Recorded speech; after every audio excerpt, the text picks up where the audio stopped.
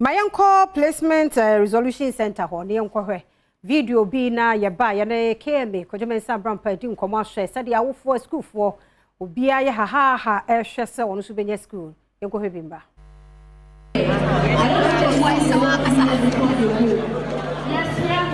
You submitted your issue, you are still sitting down.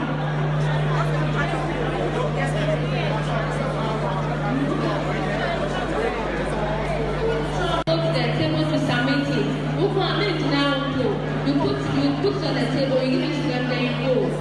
Yes, ma'am.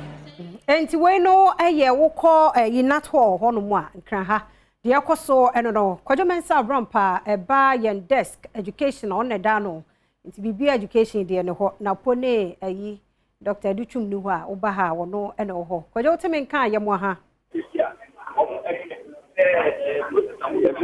aha woteme nkan memo ha na mechese we mu nyina nya ba bi nkoze si ai o mu nya school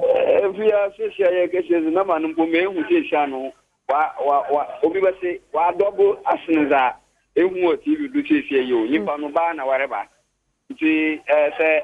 wo kiremu a wona wo nyina ye nkofo a wo how owo home placement na wa ye no do oni nti na wo nyina wa abotwi ebedu na to ha ya wo hwe de benfu ba hwe na how bi a wo no wa abo ho na wa sa no ende da se amanfu baka ya ye ba ha na yipa na wa aba no wodoso ze na nso na wonduru ndas na ehwe ndas manfa wa abaza ha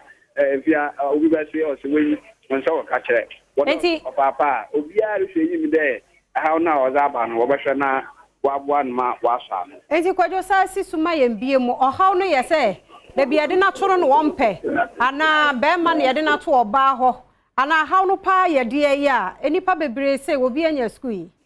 iti ezefia ona ehu wo no ahawa waza ba lu mu ahuru bebe obi wo ha wenya school na school na wenya no onpe nti opeda osesa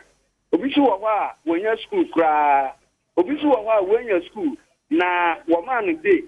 na bebi ote no oye de ya ho nyeye nti na oda oba na oba ba sesa nti dame ahawa ho ni nyina nti na wo ha wo hwe de mpemfu boboa no asodamo ha na obi su wo ha se de ebi ananezi no oye male but now I draw female or on top now was it na why the corrections ni na mana ma oku school no mu a ani na atun akoye na yan sembe no say yesa national deputy national coordinator for free SHS secretariat na Africa mensan wo ha yin zo ko wani yan say and the man fa was one how ben no so sanso ben na we ku duru nti anda so wo ha da me akwa baba dum TV eya eliamema esefo nyina aha na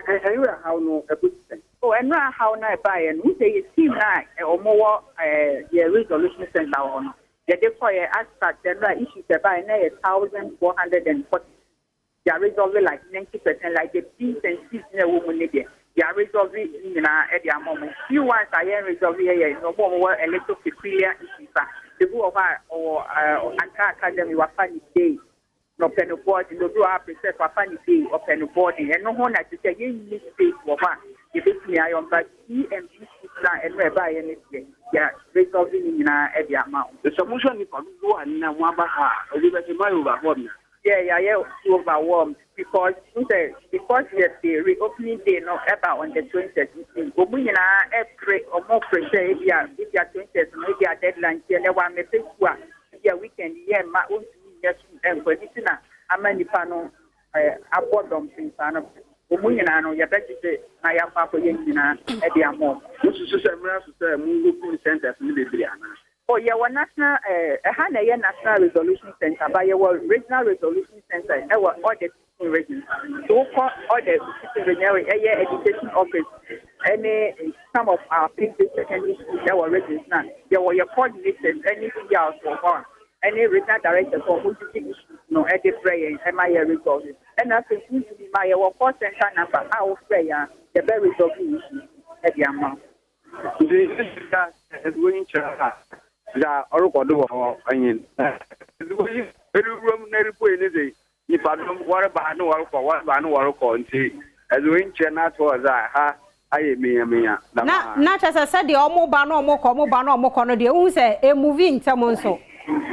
nti adona kasa no se eba ha na ai wadun da eba kontam misan da se eba na eka ho hawo na paper na okita wo no na wa ma achiro hawo no we tiri na submit paper no what dey ha no anya za wa corrections bia wo ha wajije da me papers ni na no was akọ sentence be bia nkofo no na wo ye da me corrections no but odu wo ha wa aba o ze ne za aba a o da okọ na ofofo tinase no na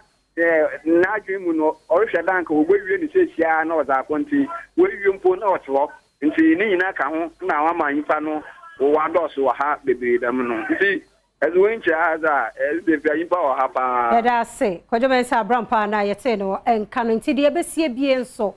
o de bebreye